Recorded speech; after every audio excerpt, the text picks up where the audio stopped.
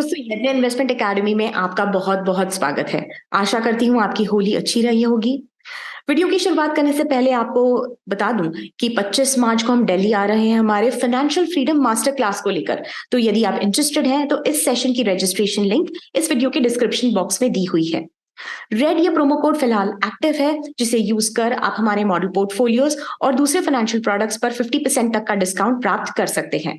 जैसे कि आप जानते हैं, स्टॉक मार्केट वीकली रैपअप में हम वीडियो को 3 सेक्शंस में डिवाइड करते हैं।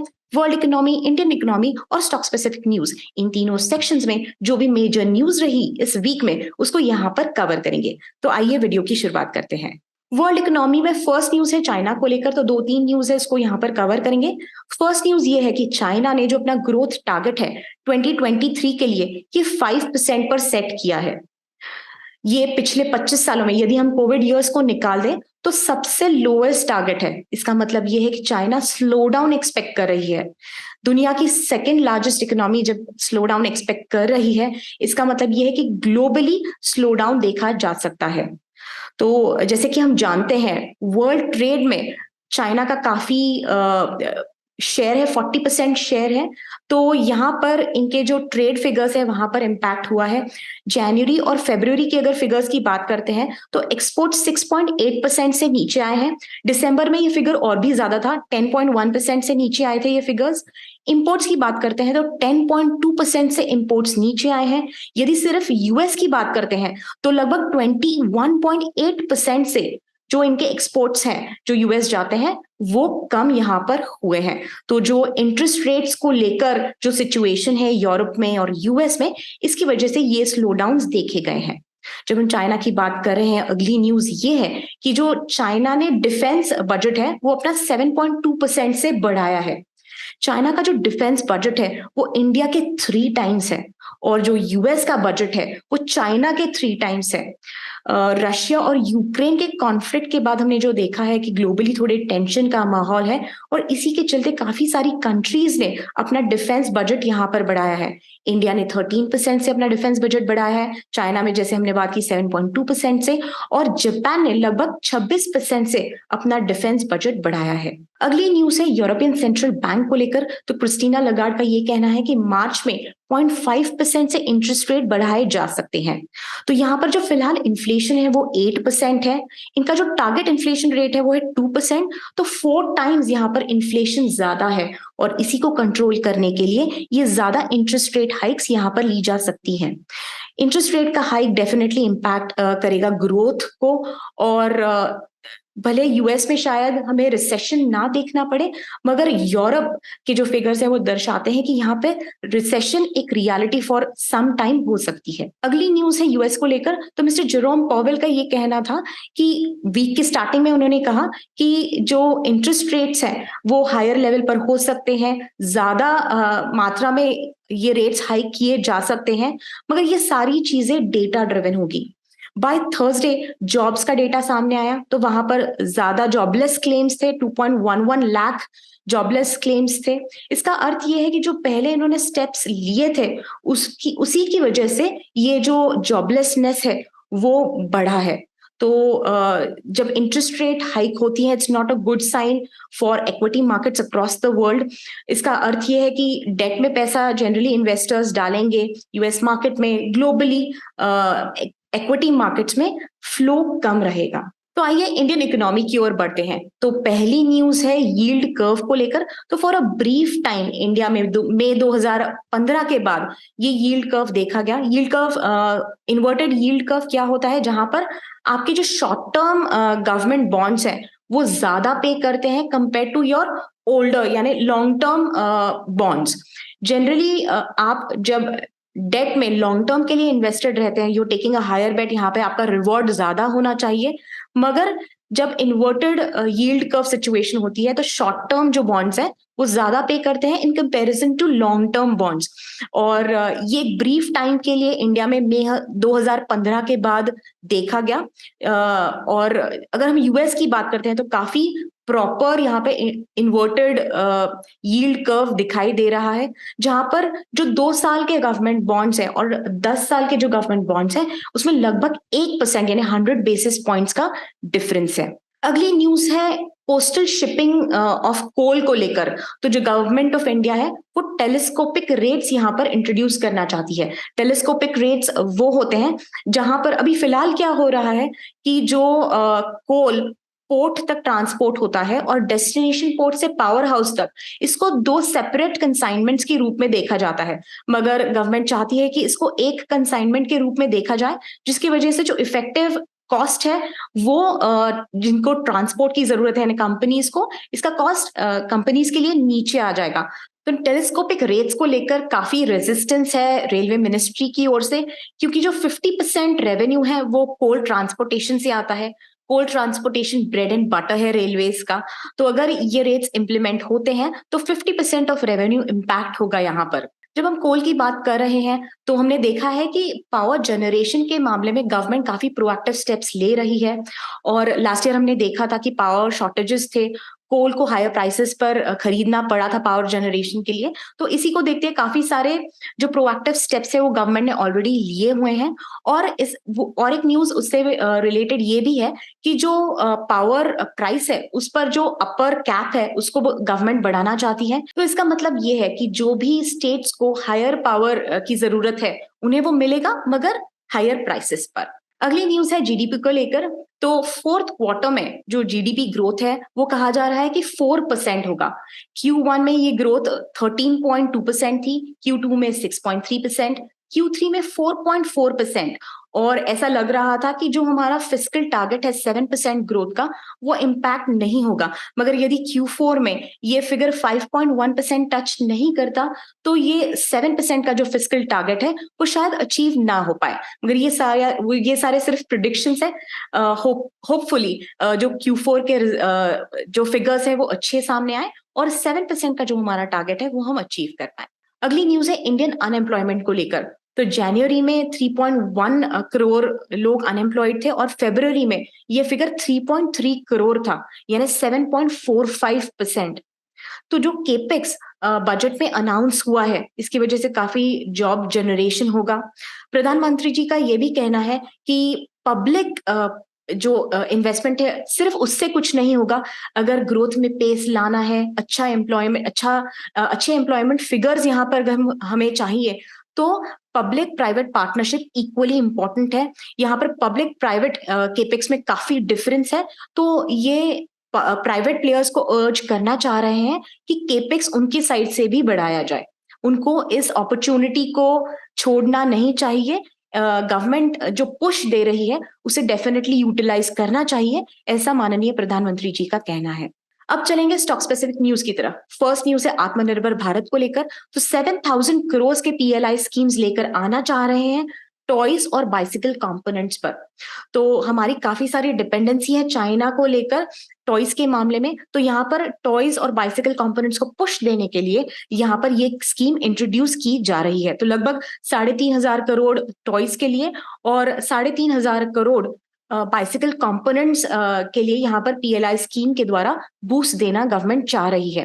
फाइनेंस मिनिस्ट्री पीरियोडिकली ये जो बजट एलोकेशंस यहाँ पर करते रहते हैं। अब तक 2 ट्रिलियन रुपीस की जो पीएलआई स्कीम्स है वो अब तक इंट्रोड्यूस की जा चुकी है थ्रू 14 पीएलआई स्कीम्स, और जिसमें से 76,000 करोड़ सिर्फ सेमीकंडक्टर्स के लिए एलोकेट किए गए हैं। अगली 2 न्यूज है अदानी ग्रुप को लेकर। तो जो रिन्यूएबल एनर्जी फ्यूचर है इंडिया का, अदानी ग्रीन एनर्जी लिमिटेड ये 10% जो इंफ्रास्ट्रक्चर है वो 2030 तक बिल्ड करना चाह रही थी, मगर फिलहाल जो कंपनी जो ग्रुप की सिचुएशन है वहां पर काफी सारी प्रूविंग ग्रुप को करनी पड़ रही है कि हम हमारे डेट्स को सर्विस कर सकते हैं, और केपेक्स पर यहाँ पर थोड़े ब्रेक्स लगे हुए हैं। अगर हम रिन्यूएबल एनर्जी की बात करते हैं तो वहां पर डेट के सिवाय ये पॉसिबल नहीं है, और इसी को देखते हुए ऐसा लग रहा है कि शायद थोड़े यहाँ पर जो फ्यूचर प्लान्स है वो थोड़े और आगे चले जाए। मगर यदि यहाँ पर कोई दूसरा प्लेयर आकर जो गवर्नमेंट पुश को यहाँ पर अगर कैपिटलाइज करता है तो ये जो हमारा विजन है उसको हम रियलाइज कर सकते हैं। अगली न्यूज है कि 2024 में लगभग $2 बिलियन के जो लोन्स हैं वो अदानी ग्रुप को रीपे करने हैं। फिलहाल जीक्यूजी पार्टनर्स ने जो लगभग 15,500 करोड़ का स्टेक इस ग्रुप में लिया है उसके माध्यम से ये डेट पूरा उतारा जा सकता है।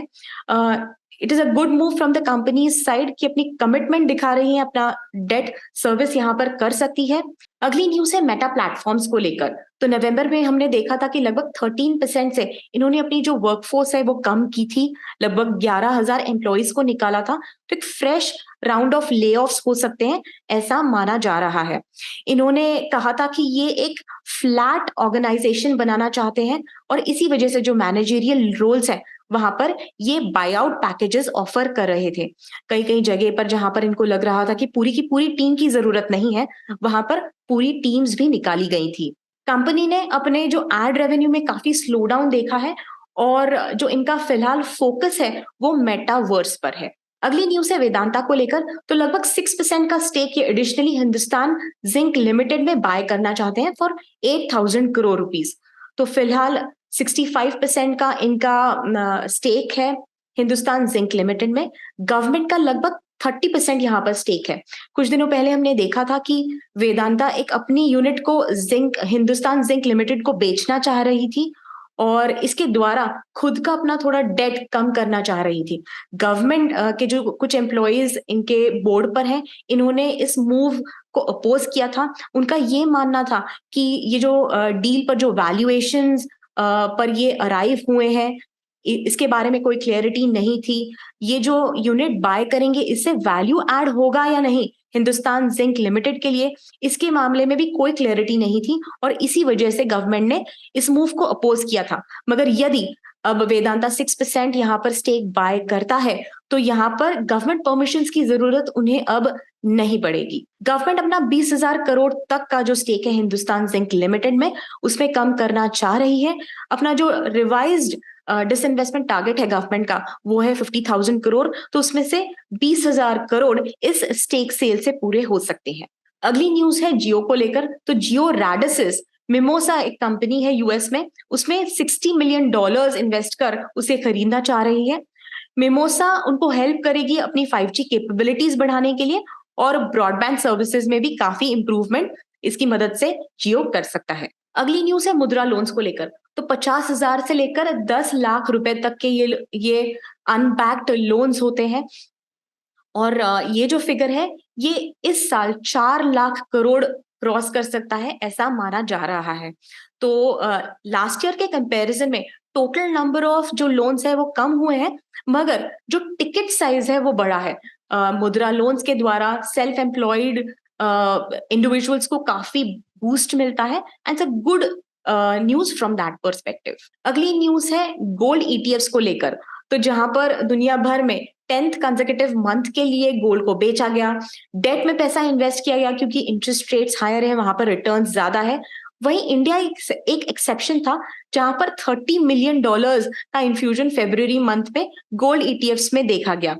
तो जो इंडियन करेंसी डेप्रिसिएशन की वजह से इंडियन करेंसी टर्म्स में गोल्ड में रिटर्न्स देखे गए हैं और इसी वजह से ये मूव इंडियंस की तरफ से नजर आ रहा है।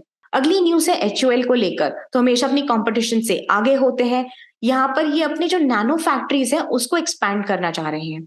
अपनी वेबसाइट के द्वारा नए नए प्रोडक्ट्स लॉन्च कर रहे हैं जो डायरेक्टली कंज्यूमर्स को बेच रहे हैं और ये छोटे छोटे बैचेस में हो रहा है।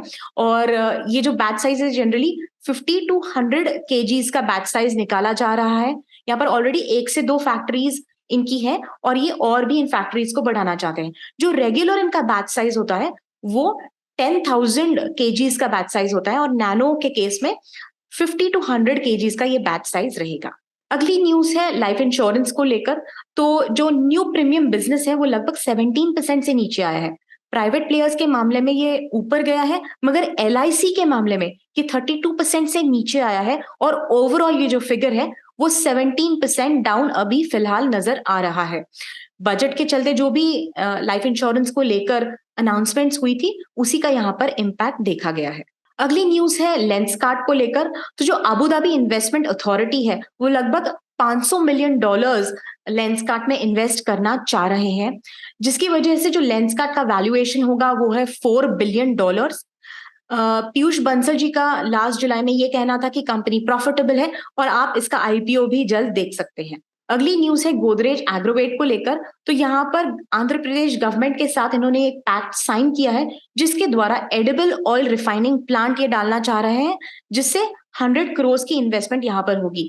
ऑलरेडी 1000 करोड़ की इन्वेस्टमेंट आंध्र प्रदेश में गोदरेज एग्रोवेट कर चुका है। हम जानते हैं कि काफी सारी ऑयल डिपेंडेंसी इंपोर्ट हम ऑयल करते हैं, उसमें मेजरली पाम ऑयल इंपोर्ट करते हैं, तो काफी डिपेंडेंसी है इंपोर्ट्स पर यहाँ पर यदि कोई इकोसिस्टम डेवलप होता है जिसमें सिर्फ प्रोडक्शन ही नहीं रिफाइनिंग भी होता है, तो it's a very very welcome move. अगली न्यूज है महाराष्ट्र बजट को लेकर। तो यहाँ पर जो जेट फ्यूल टैक्स है उसको 18% तक लेके आया गया है फ्रॉम 25%। जो यहाँ पर ये वैट फिगर्स हैं जो फिलहाल जीएसटी के अंतर्गत नहीं आते हैं। तो यदि हम मुंबई की बात करते हैं तो दिल्ली के बाद सबसे ज्यादा ट्रैफिक मुंबई में होता है, एविएशन ट्रैफिक। तो एविएशन इंडस्ट्री के लिए ये एक अच्छी खबर है। अब बात करेंगे कि ओवरऑल मार्केट में कैसी मूवमेंट रही। तो 6 मार्च मंडे को फ्लैटिश था मार्केट। 5% का अपर सर्किट अदानी स्टॉक्स पर लगा क्योंकि काफी सारी न्यूज थी जीक्यूजी पार्टनर्स को लेकर, जो उन्होंने डेट रीपेमेंट किया है उसको लेकर। और जब मार्केट कैपिटलाइजेशन रिवाइव हुआ, वॉलेटिलिटी इन स्टॉक्स में कम हुई, तो अदानी स्टॉक्स को जो एडिशनल सर्वेलेंस मेजर है उससे भी बाहर निकाला गया। इसी न्यूज के चलते 5% का अपर सर्किट मंडे को अदानी स्टॉक्स पर लगा। 8 मार्च को जनरली मार्केट फ्लैटिश रहा, शुगर स्टॉक्स ऊपर थे। गवर्नमेंट की तरफ से शायद ये न्यूज आ सकती है कि जो एक्सपोर्ट लिमिट्स है वो बढ़ाए जाए। जनरली हमारा शुगर का कंजम्पशन काफी है हमारी ओन कंट्री में, इस पर लिमिट्स लगे हुए हैं, एक्सपोर्ट लिमिट्स। तो यदि एडिशनल प्रोडक्शन होता है 1 मिलियन टन का, यदि एडिशनल प्रोडक्शन होता है तो यहाँ पर एक्सपोर्ट्स बढ़ाए जाएंगे। ग्लोबली शुगर प्राइसेस काफी हाई हैं और इस वजह से शुगर स्टॉक्स को फायदा हो सकता है और इसी वजह से ये स्टॉक्स ऊपर देखे गए। इंडसइंड बैंक भी 4.81% ऊपर था क्योंकि जो फिलहाल उनके सीईओ हैं पिछले 3 साल से वो काफी अच्छा काम कर रहे हैं। इनका टेन्योर 3 साल से और बढ़ाया गया और इसी न्यूज की वजह से ये स्टॉक काफी चढ़ा। बजाज फाइनेंस 2.3% से डाउन था क्योंकि एम्बेट कैपिटल की एक रिपोर्ट थी जिसमें इस पर सेल कॉल दिया गया। ये रिपोर्ट का कहना है कि कंपटीशन काफी प्रेशर डाल सकता है बजाज फाइनेंस पर और इसी वजह से जो एसेट ग्रोथ है वो इम्पैक्ट होगी। एमएसएमई और पर्सनल लोन्स पर इम्पैक्ट होगा जहां पर इनको बैंक से काफी कंपटीशन फेस करनी पड़ेगी और इसी के चलते ये जो स्टॉक है वो 2.3% से गिरा। Bajaj finance is a good company. हमने देखा है कि ऐसी काफी सारी न्यूज आती रहती है और हमेशा ये कंपनी, ये स्टॉक इसको डॉज करके आगे निकल जाता है। 9 मार्च के दिन यूएस इन्वर्टेड यील्ड की वजह से जो इंडियन मार्केट था वो गिरा। उसी दिन यूएस यानी थर्सडे को यूएस मार्केट में एसवीबी बैंक यानी सिलिकॉन वैली बैंक है, उसका स्टॉक 60% से नीचे आया। ये बैंक जनरली टेक्नोलॉजी कंपनीज को लेंड करती है। इन्होंने काफी सारे लॉसेस देखे और इन लॉसेस को कवर करने के लिए 1.75 बिलियन डॉलर्स के अपने शेयर्स ये बेचना चाह रहे थे इन लॉसेस को कवर करने के लिए। और इसी न्यूज को इन्वेस्टर्स ने अच्छी तरीके से रिएक्ट नहीं किया, विच इज ऑब्वियस, और इसी वजह से जो स्टॉक है वो 60% से नीचे आया। 80 बिलियन डॉलर से मार्केट कैपिटलाइजेशन एसवीबी बैंक का नीचे आया और इसका cascading impact through out the world देखा गया और इसी वजह से फ्राइडे के दिन 10 मार्च को इंडियन बैंकिंग स्टॉक्स भी नीचे आए। तो दोस्तों ये था स्टॉक मार्केट वीकली रैपअप। आशा करती हूँ ये वीडियो आपके लिए यूजफुल रहा होगा। यदि आप किसी और का फाइनेंशियल नॉलेज बढ़ाना चाहते हैं तो हमारे वीडियोस उनके साथ में डेफिनेटली शेयर कीजिए। इस वीडियो में लिखकर मुझे नीचे कमेंट सेक्शन में बताइए कि इस वीडियो में सबसे इंपॉर्टेंट न्यूज आपको कौन सी लगी। अगर आपको लगता है हम अच्छा काम कर रहे हैं तो investyania.in को जरूर विजिट कीजिए। इस वीडियो को लाइक कीजिए, हमारे चैनल को सब्सक्राइब कीजिए। मिलेंगे किसी और वीडियो में इसी तरह, तब तक के लिए हैप्पी इन्वेस्टिंग।